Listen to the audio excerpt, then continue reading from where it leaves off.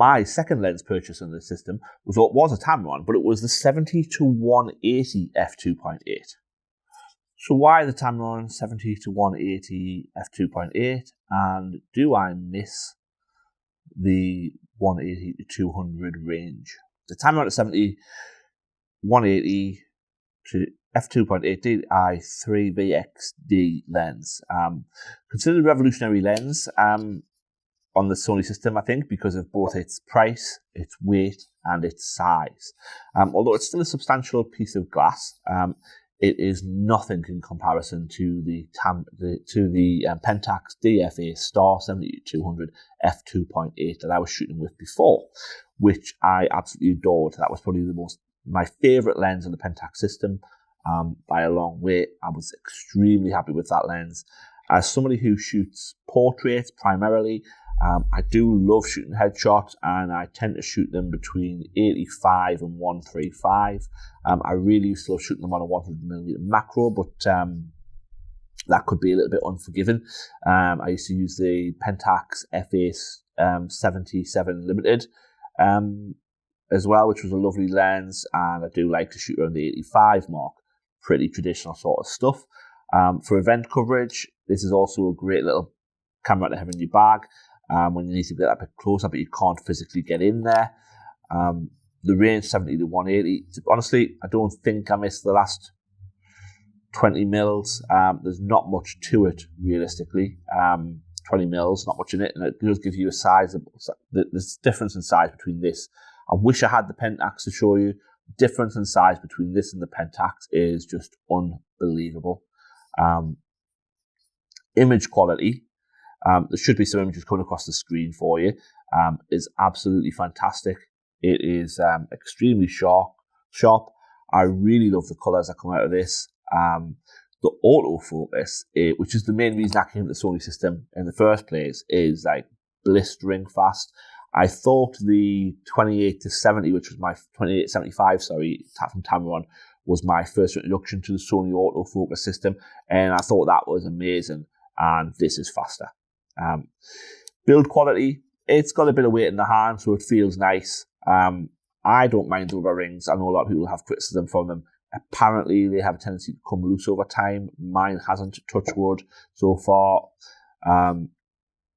But Tamron does give you a really long warranty. I believe that by registering online, the warranty on this was extended to 5 years, which was the same for all of the other Tamron lenses.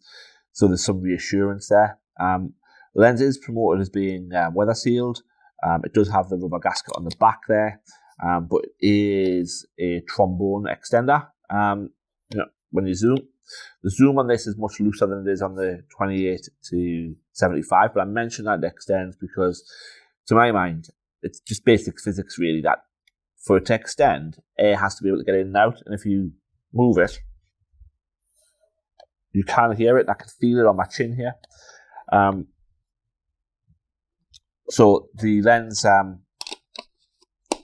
used it in drizzle. I don't know if I'd use it in a complete downpour, if I'd have the same reassurance of weather sealing that I would from the Pentax lens, which was all weather sealed. But then again, I'm primarily a studio shooter, so what do I care? And that's something that you have to think about. If you mainly shoot landscapes, or you mainly shoot outside, or you mainly shoot cars or stock photography, then I'm talking about this from my perspective. To call my lens reviews, I always say, is a bit of a stretch. I don't shoot charts. I don't care about that sort of thing. I don't shoot deliberately into the sun to try and get chromatic aberration. That's not true, actually. I do when I first get a lens just to see what it's like for myself. I'm trying to learn out where it is. The flaring on this lens, by the way, is actually really well controlled. It does take good video as well, and it's not stabilized. But because it is so light, it is fairly easy to hold still. And of course, the Sony bodies do have in-body stabilization. Well, the ones I own do anyway.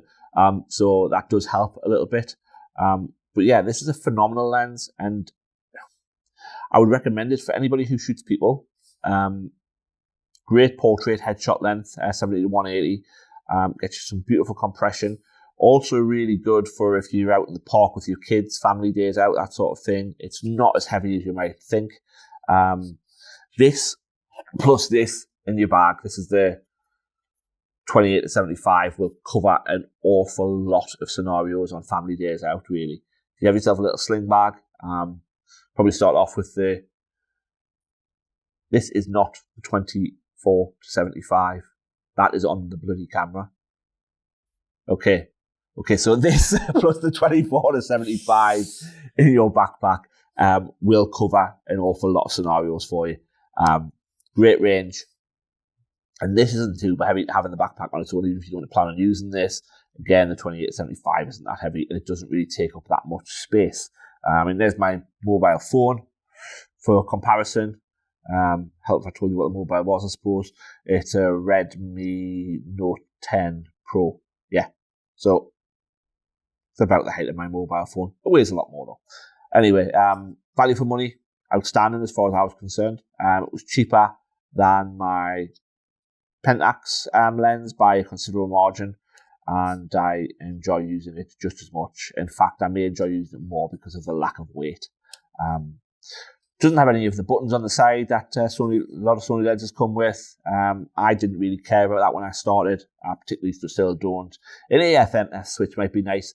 The Pentax cameras have them on the body, which is really handy.